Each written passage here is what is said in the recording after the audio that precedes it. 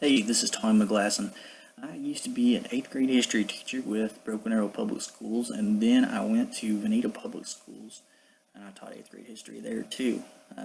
Went to the University of Oklahoma, and did about 10 years in law enforcement. Got lots of good stories. Anyway, that's enough about me. I want to get on to my new job here with Epic. Now, we looked at some of the students. This is for mom and dad now, okay? Looked at some of the students' data. Some of the information that we got from them showed that he was struggling a little bit with geometry measurement.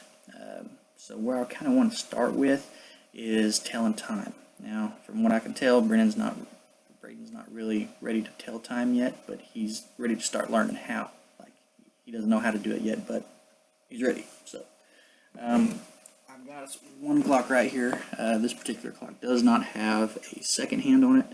Whenever we sit down to do the lesson, we'll have to have a clock with a second hand. So what I want us to first strike off doing is, when we sit down, we're going to write down what time it is. It's 12:22. So we're going to write that down. We're going to write it down on an analog clock, and we're going to write it down on a standard clock. The next thing we're going to do is we're going to count with this second hand. We're going to go 1, 2, 3, 4, and so on. And we're going to watch this minute hand move 1 minute spot. All right. Then what we're going to do is we're going to explain to the student that it takes us counting to 65 times for the minute hand, the big hand here, to move from the 4 to the 5, and it would be counting to 10 times for it to move from the 4 to the 6, and 60 times to go all the way around in a big old circle.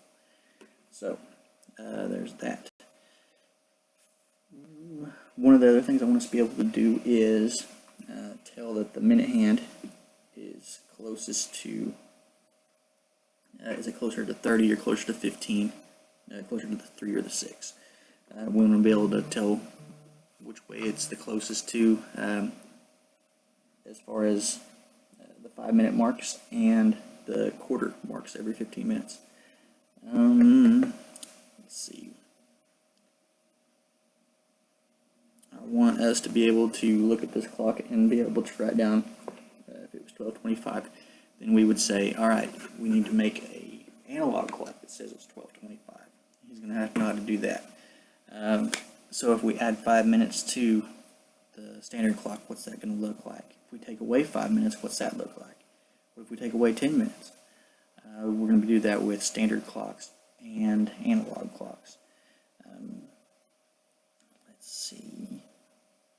We're going to, so to make sure that he understands everything, what we're going to do is at the end of our session, after 1 hour's gone by of us just doing clocks, just constant clocks, after 1 hour, we're going to look and we're going to see that that hour hand has moved one whole spot and the minute hand has moved all the way back around. So once we get done with that for 1 hour, we're going to say, okay, now what I want you to do is, I'm not going to help you no more. Now you're going to do it all by yourself. Now I want you to show me what it looks like on a standard clock whenever I say 1:15. I want you to make 1:15. Where's the short hand? Where's the big hand? Point to them. And then we're going to do it with an analog clock. So, okay, show me what it looks like on an analog clock. He'll sit down and he'll do that. Then I might just throw him some numbers.